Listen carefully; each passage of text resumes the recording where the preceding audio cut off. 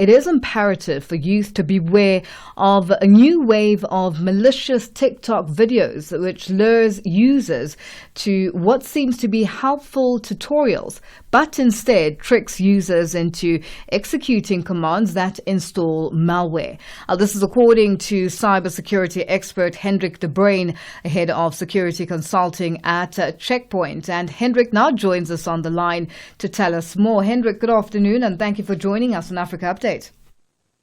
Thank you, Lulu, and thank you for your time. I appreciate it. Thank you for having me. Now, Hendrik, TikTok seems to target users of all ages, but is it only the youth that should be wary?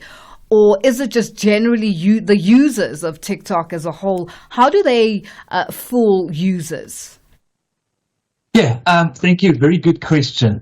And to start off, I think it's important that your viewers and listeners understand that these threats do not just target children. In fact, they target all potential victims, all ages, and across the globe. And also, it's not just TikTok, but also Instagram and other social media platforms that's also affected by this. So everybody that has access to these platforms really need to be aware of these mechanisms that attackers are using to lure people into these type of downloading these malwares, etc.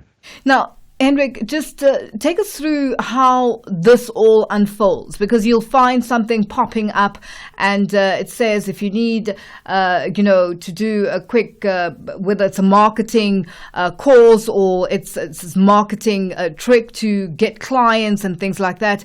How does it generally work? And immediately once you click on that, what pops up?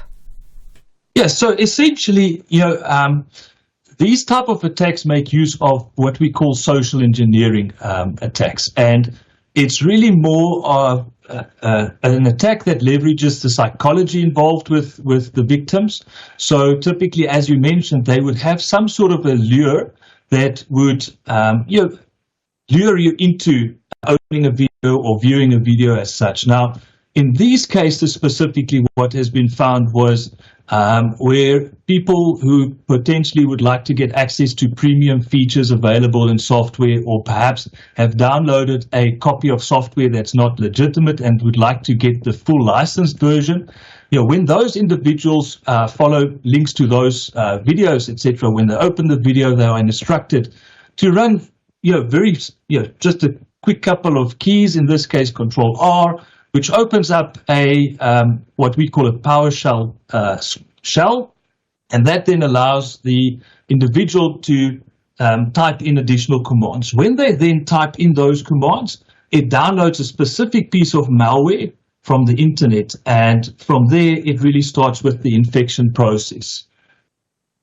Hendrik, also, you see a lot of these job seekers advertisements, and you find that people come back and say, this is not real, be careful. How does that work as well?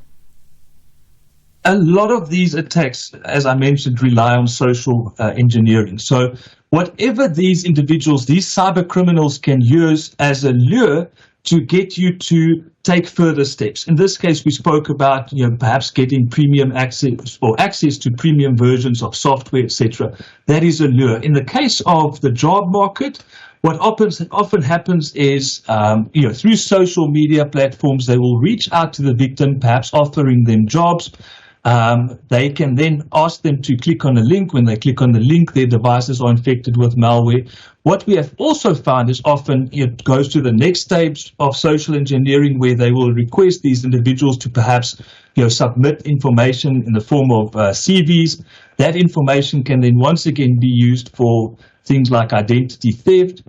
And then also, what we also have seen from time to time is where they are requested to once again click on a link. When they go to the link, perhaps they are also requested to specify key information, or even things like credentials, usernames, and passwords.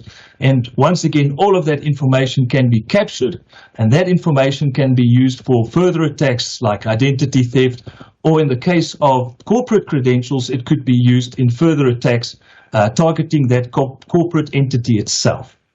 How do we keep ourselves safe? Very, very good question.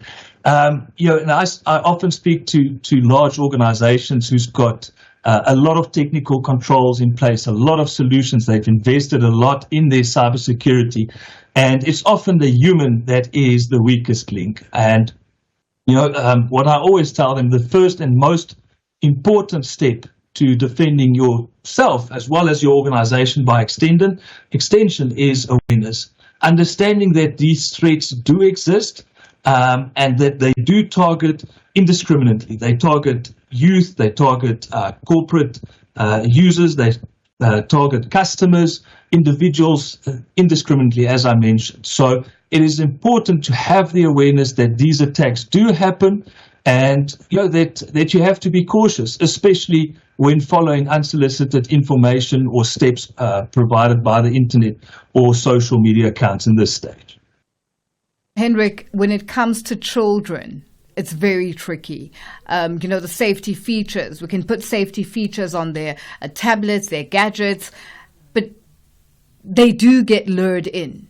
How do we ensure children's safety?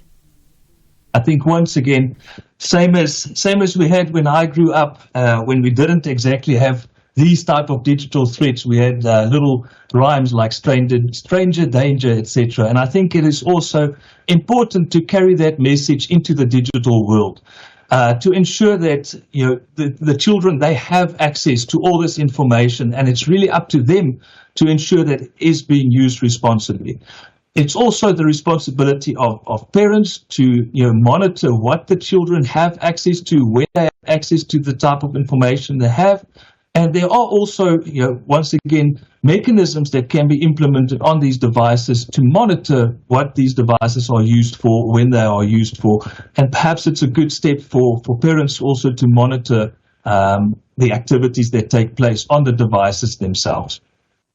Hendrik, it's a very interesting discussion, and with everything that's happening, safety, digital safety is a huge concern. Well, thank you for joining us on Africa Update. Thank you very much. That's Hendrik de Bruyn, head of security consulting at Checkpoint, joining us on the line.